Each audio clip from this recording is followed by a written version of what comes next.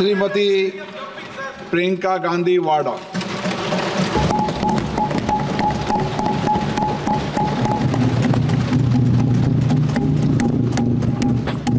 नमस्कार।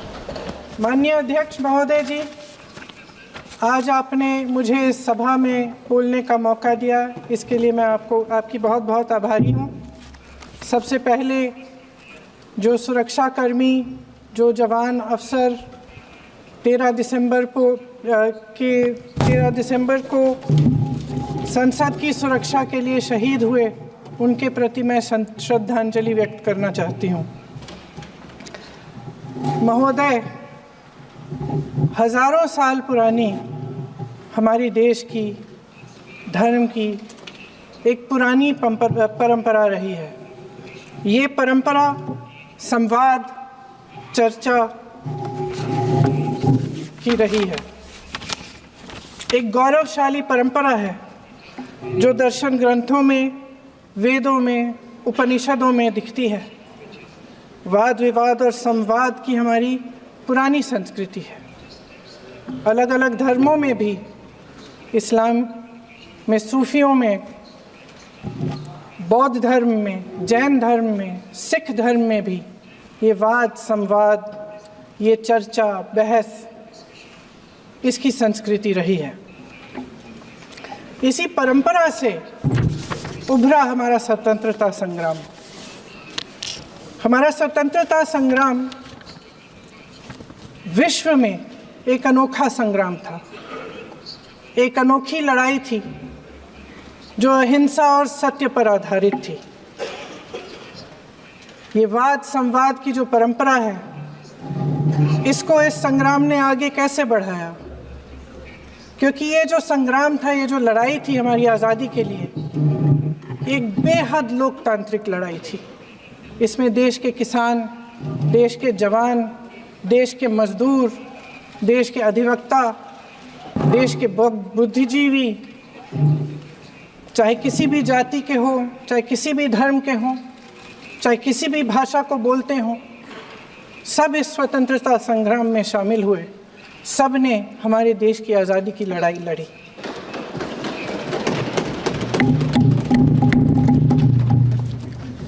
और उसी आज़ादी की लड़ाई से एक आवाज़ उभरी जो हमारी देश की आवाज़ थी। वो आवाज़ ही आज हमारा संविधान है। साहस की आवाज़ थी, हमारी आज़ादी की आवाज़ थी, और उसी की गूंज ने हमारे संविधान को लिखा और बनाया। ये सिर्फ एक दस्तावेज नहीं है। बाबा साहेब अम्बेडकर, मौलाना आज़ाद जी, राजगोपालाचारी जी और जवाहरलाल नेहरू जी और उस समय के तमाम नेता, जैसे आपने कहा, इस संविधान को बनाने की जो कार्य में सालों के लिए जुटे रहे। हमारा संविधान इंसाफ, उम्मीद, अभिव्यक्ति और आकांक्षा की वो ज्योत है जो हर हिंदुस्तानी के दिल में जलती है। अध्यक्ष महोदय, इस ज्योत ने हर एक भारतीय को ये पहचानने की शक्ति दी कि उसे न्याय मिलने का अधिकार है, कि उसमें अपने अधिकारों के लिए आवाज़ उठाने की क्षमता है, कि जब वो आवाज़ उठाएगा तो सत्ता को उसके सामने झुकना पड़ेगा।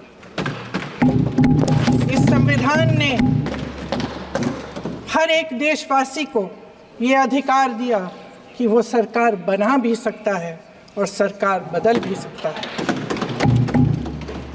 ये ज्योत जो हर हिंदुस्तानी के दिल में जलती है, उसने हर हिंदुस्तानी को ये विश्वास दिया कि देश की संपत्ति में, देश की दौलत में, संसाधनों में उसका भी हिस्सा है, कि उसे एक सुरक्षित भविष्य की उम्मीद का अधिकार है, कि देश बनाने में भी उसकी भागीदारी है।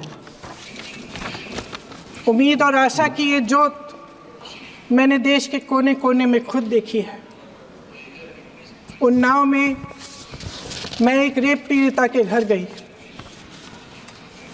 उसे जलाकर मार डाला था। वो शायद 20-21 साल की होगी।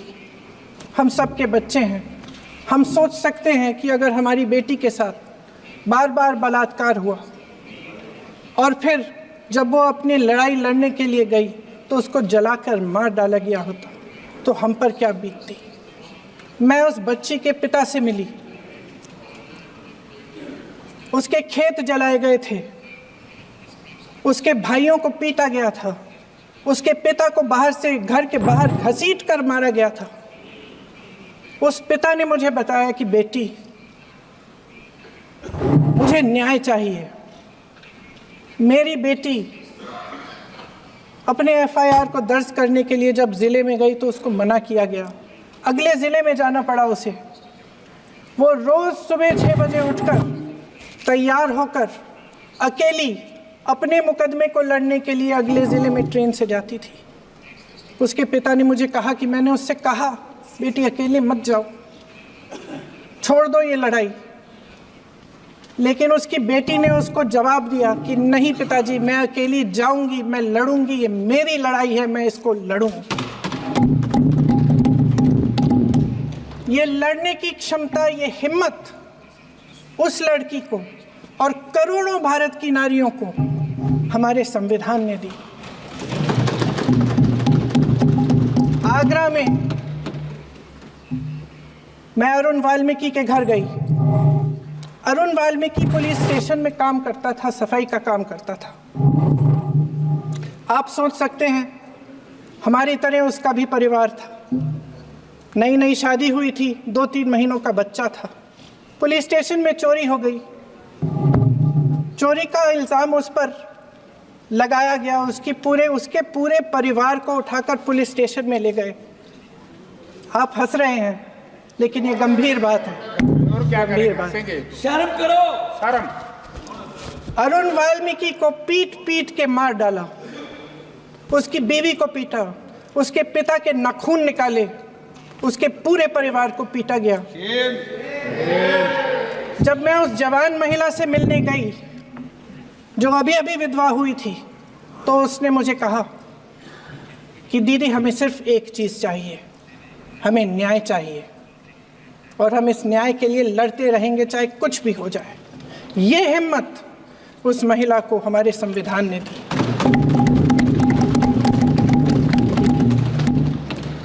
संभल के कुछ लोग आए थे हमसे मिलने, जो मृतकों के परिवार के सदस्य थे।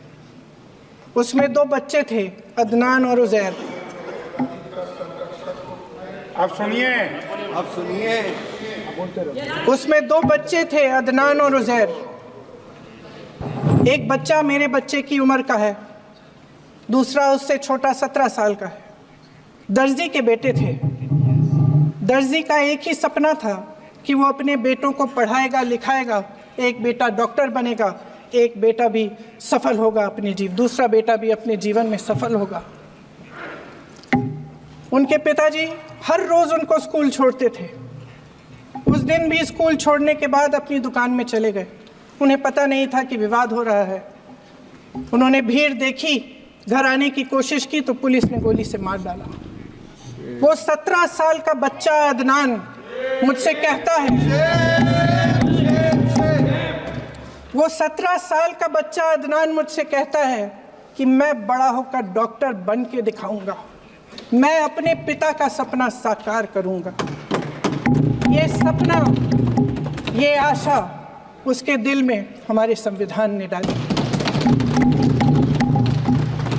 अध्यक्ष महोदय, हमारे देश के करोड़ों देशवासियों के संघर्ष में, अपने अधिकारों की पहचान में, इनकी कठिन से कठिन परिस्थितियों से लड़ने की अपार हिम्मत में और देश से न्याय की अपेक्षा में हमारे संविधान की ज्योत जल रही है।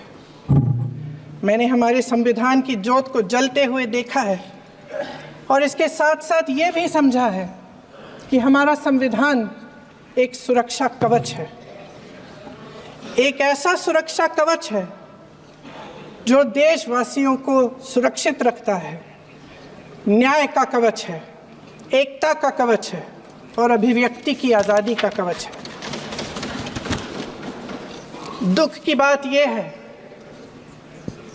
कि मेरे सत्ता पक्ष के साथी जो बहुत बड़ी बड़ी बातें करते हैं, इन्होंने इन 10 सालों में ये सुरक्षा कवच, सत्ता पक्ष के मेरे साथियों ने ये सुरक्षा कवच तोड़ने का पूरा प्रयास किया है। संविधान में सामाजिक, आर्थिक और राजनीतिक न्याय का वादा है। ये वादा एक सुरक्षा कवच है जिसको तोड़ने का काम शुरू हो चुका है। लैटरल एंट्री और निजीकरण के जरिए ये सरकार आरक्षण को कमजोर करने का काम कर रही है। अगर लोकसभा में ये नतीजे नहीं आए होते तो ये संविधान बदलने का काम भी शुरू कर लेते। सच्चाई ये है अध्यक्ष महोदय कि आज संविधान बार बार इसलिए कह रहे हैं क्योंकि इस चुनाव में इनको पता चल गया कि इस देश की जनता ही इस संविधान को सुरक्षित रखेगी, कि इस चुनाव में हारते हारते जीतने से इन्हें एहसास हुआ कि ये संविधान बदलने की बात इस देश में नहीं चलेगी। आज जनता की मांग है कि जाति जनगणना हो। सत्ता पक्ष के मेरे साथी ने इसका जिक्र किया। ये जिक्र भी आज इसलिए हो रहा है क्योंकि चुनाव में ये नतीजे आए। ये जाति जनगणना इसलिए जरूरी है ताकि हमें पता चले कि किसकी क्या स्थिति है और नीतियां उस हिसाब से बने। इनकी गंभीरता का प्रमाण ये है कि जब चुनाव में पूरे विपक्ष ने जोरदार आवाज उठाई कि ये जाति जनगणना होनी चाहिए, तो इनका जवाब देखिए। इनका जवाब भैंस भाग भैंस चुरा लेंगे, मंगलसूत्र चुरा लेंगे, इनका ये जवाब था। ये गंभीरता है इनकी जाति जनगणना पर। महोदय, हमारे संविधान ने आर्थिक न्याय की नींव डाली, किसानों, गरीबों और को जमीन बांटी, भूमि सुधार किया, जिसका नाम लेने से कभी कभी आप झिझकते हैं और कभी कभी उनका नाम धड़ाधड़ इस्तेमाल किया जाता है अपने आप को बचाने के लिए। उन्होंने HAL, BHEL, SAIL, GAIL, ONGC, NTPC, railways, IIT, IIM, oil refinery, तमाम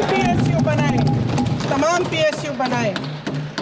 अध्यक्ष महोदय, उनका नाम पुस्तकों से मिटाया जा सकता है, उनका नाम भाषणों से मिटाया जा सकता है, लेकिन जो उनकी भूमिका रही इस देश की आज़ादी के लिए और इस देश के निर्माण के लिए, वो इस देश में से कभी मिटाया नहीं जा सकता। 75 सालों में जनता का भरोसा रहा कि नीतियाँ बनेंगी तो जनता की भलाई के लिए बनेंगी। जल जंगल ज़मीन का अधिकार मिला आदिवासी भाई बहनों को। इंदिरा जी ने बैंकों का राष्ट्रीयकरण करवाया, खदानों का राष्ट्रीयकरण कराया। कांग्रेस और यूपीए की सरकारों में शिक्षा का, भोजन का अधिकार मिला। 75 सालों में जनता का भरोसा मिला। पहले संसद चलती थी तो जनता की उम्मीद होती थी कि सरकार महंगाई और बेरोजगारी पर चर्चा करेगी, कोई उपाय निकालेगी, कोई रास्ता निकालेगी। लोग मानते थे कि अगर कोई नई आर्थिक नीति बनेगी तो देश की अर्थव्यवस्था को मजबूत बनाने के लिए बनेगी, तो भारतीय बाजार को मजबूत बनाने के लिए बनेगी, उनके भविष्य को मजबूत बनाने के लिए बनेगी।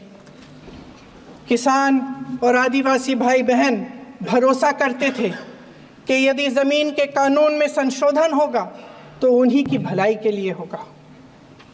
आप नारी शक्ति की बात करते हैं, आज चुनाव की वजह से शायद इतनी बातचीत हो रही है नारी शक्ति के बारे में, क्योंकि हमारे संविधान ने महिलाओं को ये अधिकार दिया, उनकी शक्ति को परिवर्तित किया वोट में। और आज आपको पहचानना पड़ रहा है कि महिलाओं के बिना, कि नारी शक्ति के बिना ये सरकारें नहीं बन सकती हैं। इसीलिए आज आप नारी शक्ति की बातें दोहरा रहे हैं।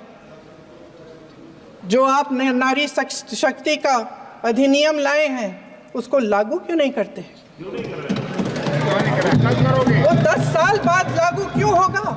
क्या आज की नारी 10 साल इंतजार करेगी उसके लागू करने के लिए? क्या बात है, क्या बात है।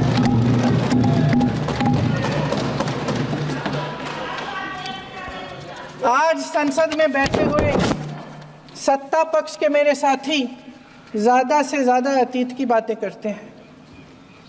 1921 में क्या हुआ, कब हुआ, नेहरू जी ने क्या किया। अरे वर्तमान की बात करिए, देश को बताइए आप क्या कर रहे हैं, आपकी जिम्मेदारी क्या है? कि सारी जिम्मेदारी जवाहरलाल नेहरू की है।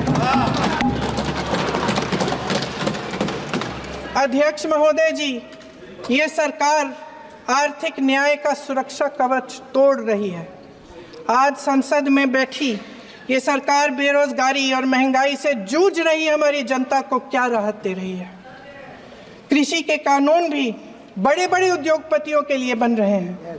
सही एमएसपी को छोड़िए, डीएपी तक नहीं मिल रहा है।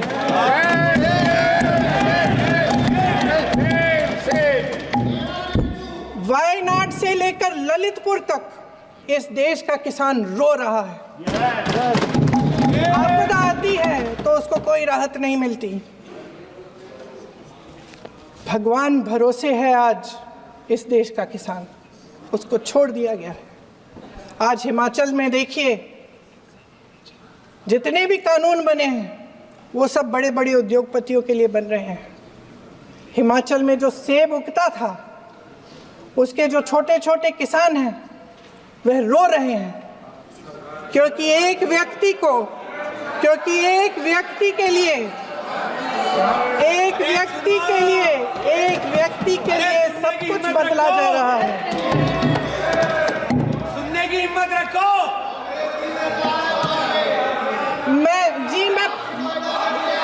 अध्यक्ष महोदय जी, अध्यक्ष महोदय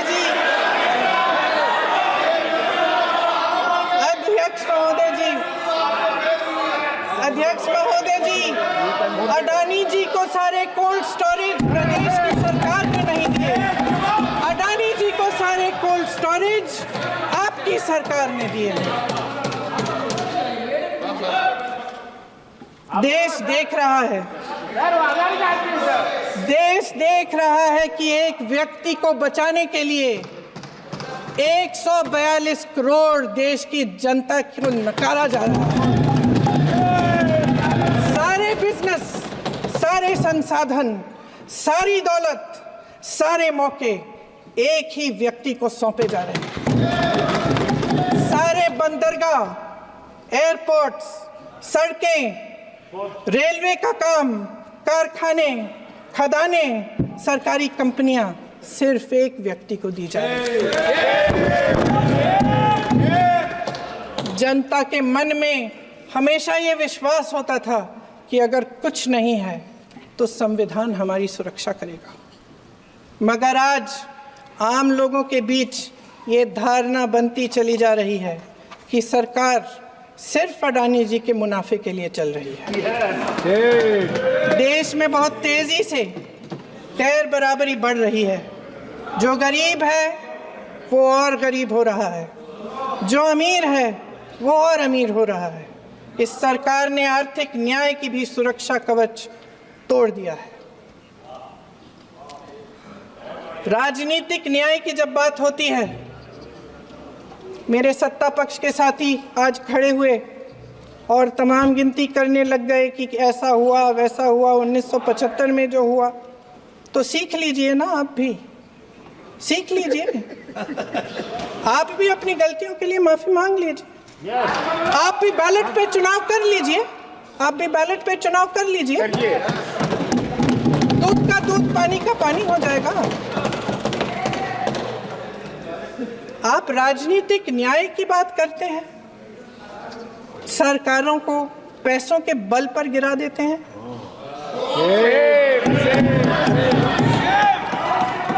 मेरा आग्रह है कि अपन संविधान में सकारात्मक बोले।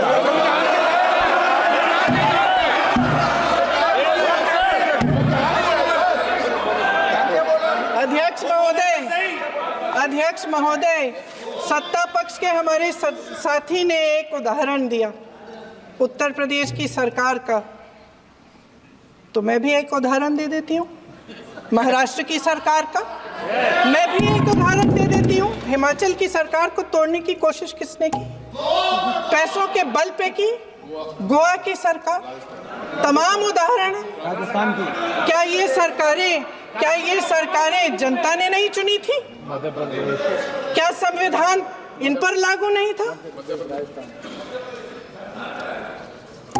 पूरी देश की जनता जानती है कि इनका हंसती है, जानती है कि इनके यहाँ तो वॉशिंग मशीन है।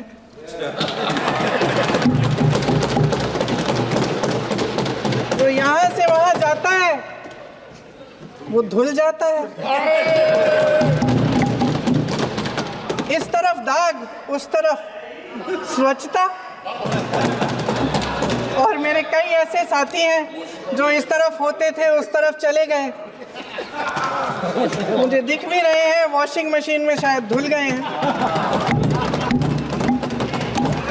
अध्यक्ष महोदय, जहां भाईचारा और अपनापन होता था, जहां हमारे संविधान ने एकता का सुरक्षा कवच दिया था, वहां शक और घृणा के बीज बोए जा रहे हैं। एकता का सुरक्षा कवच तोड़ा जा रहा है।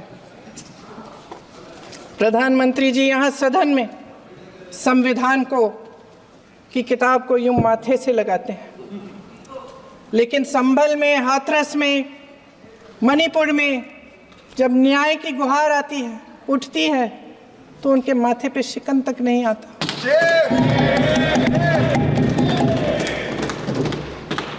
शायद समझ नहीं पाए हैं कि भारत का संविधान संघ का विधान नहीं है।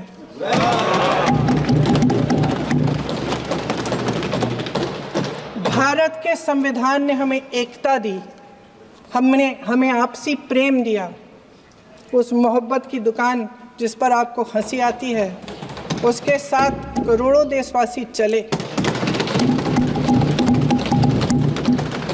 करोड़ों देशवासियों के दिल में एक दूसरे के लिए प्रेम है, घृणा नहीं है।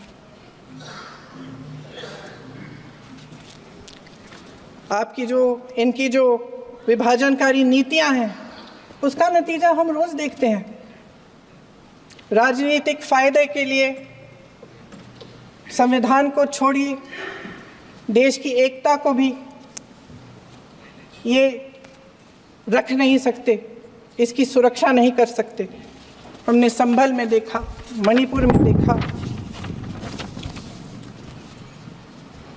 दरअसल इनका कहना है कि अलग अलग इस देश के अलग अलग हिस्से हैं, लेकिन हमारा संविधान कहता है कि ये देश एक है और ये देश एक रहेगा। जहां खुला विवाद होता था, अभिव्यक्ति का सुरक्षा कवच होता था, इन्होंने भय का माहौल पैदा किया है। सत्ता पक्ष के मेरे साथी अक्सर 75 सालों की बात करते हैं, लेकिन इन 75 सालों में ये उम्मीद, आशा, ये अभिव्यक्ति की ज्योति कभी थमी नहीं, कभी बुझी नहीं। इस देश की जनता ने खुलकर आलोचना की, निडर होकर धरने किए, प्रदर्शन किए। जब जब जनता नाराज हुई, तब तब सत्ता को ललकारा, उसे चेतावनी दी, बड़े से बड़े नेताओं को कटघरे में खड़ा किया, उनसे जवाब मांगा, न्याय मांगा। इस देश के छोटे छोटे से नुक्कड़ की दुकानों में, चाय की दुकानों में, इस देश के घरों में, गलियों में, मोहल्लों में, अखबारों में, प्रकाशन घरों में, न्यायपालिकाओं में चर्चा कभी बंद नहीं हुई। लेकिन आज ये माहौल नहीं है। आज जनता को सच बोलने से डराया जाता है, धमकाया जाता है। पत्रकार हो या विपक्ष का नेता हो या किसी यूनिवर्सिटी का प्रोफेसर हो, छात्र संघ हो या कर्मचारियों का संगठन हो, सबका मुंह बंद कराया जाता है। किसी पे ईडी, किसी पे सीबीआई, किसी पे इनकम टैक्स, फर्जी मुकदमे लगवाए जाते हैं, जेल में डाल दिया जाता है, विपक्षी नेताओं को जेल में डाल दिया जाता है, उनको सताया जाता है। किसी को नहीं छोड़ा इस सरकार ने। देशद्रोही कह के उत्तर प्रदेश में मुझे याद है कुछ अध्यापिकाएं प्रदर्शन कर रही थी, उन पर मुकदमा डाल दिया देशद्रोही का, उन्हें देशद्रोही कह दिया। इन्होंने देश का पूरा माहौल भय से भर दिया है। इनकी मीडिया की मशीन झूठ फैलाती है, तरह तरह के आरोप लगाती है, और शायद वह भी भय में ही है। महोदय, मैं इस सदन को याद दिलाना चाहती हूँ कि ऐसा डर का माहौल देश में अंग्रेज़ों के राज में था। जब इस तरफ बैठे हुए गांधी की विचारधारा वाले लोग आज़ादी की लड़ाई लड़ रहे थे और उस तरफ वाली विचारधारा वाले लोग भय में रहकर अंग्रेज़ों के साथ साठगांठ कर रहे थे। लेकिन अध्यक्ष महोदय, भय का भी अपना स्वभाव होता है। भय फैलाने वाले हमेशा भय का खुद शिकार बन जाते हैं। ये प्रकृति का नियम है। आज इनकी भी यही हालत हो गई है। भय फैलाने के इतने आदी हो गए हैं कि खुद भय में रहने वाले हैं, चर्चा से डरते हैं, आलोचना से घबराते हैं। कई दिनों से हम मांग रहे हैं कि चर्चा करिए, लेकिन चर्चा करने की हिम्मत ही नहीं है।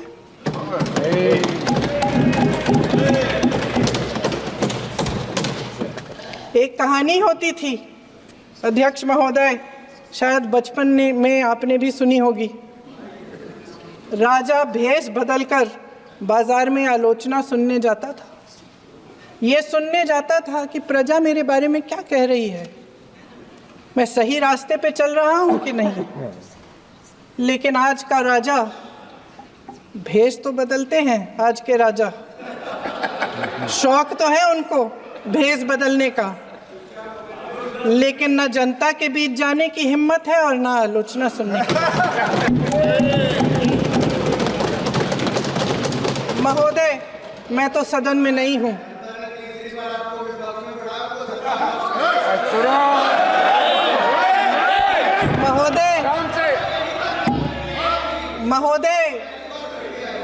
महोदय, जनता में बहुत विवेक है, ये सही है।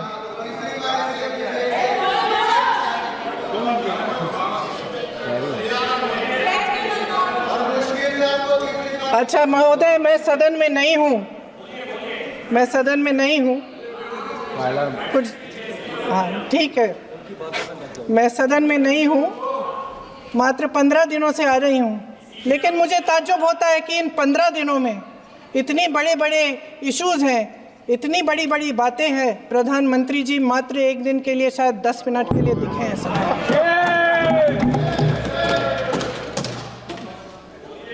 बात यह है अध्यक्ष महोदय जी कि ये देश भय से नहीं, साहस और संघर्ष से बना है। इसको बनाने वाले देश के किसान, जवान, देश के करोड़ों मजदूर और गरीब जनता है। संविधान इनको साहस देता है। मेहनती मिडिल क्लास है। और इस देश के जो करोड़ों देशवासी हैं, जो रोज़ाना भयंकर परिस्थितियों का सामना करते हैं, उनको साहस देता है। वायनाड में जो आपदा आई, उसमें एक छोटा लड़का था 17 साल का। 6 घंटों के लिए उसने अपनी माँ को बचाने की कोशिश की। 6 घंटों के लिए आप सोच सकते हैं कि अगर नदी की धारा बह रही है, नाराज़ है, आप अपनी माँ को पकड़े हो, 6 घंटों के लिए पकड़े रखते हो कि मेरी माँ बच जाएगी, और अंत में वो माँ भी बह जाती है। उस लड़के का साहस, उन महिलाओं का साहस जो पीड़ित हैं लेकिन फिर भी अपनी लड़ाई लड़ रहे हैं, उन संभल के बच्चों का साहस जिनके पिताजी अभी अभी गुजर गए लेकिन फिर भी उनके सपनों को साकार करने की हिम्मत है, उनका साहस है, वो साहस इस संविधान ने दिया है।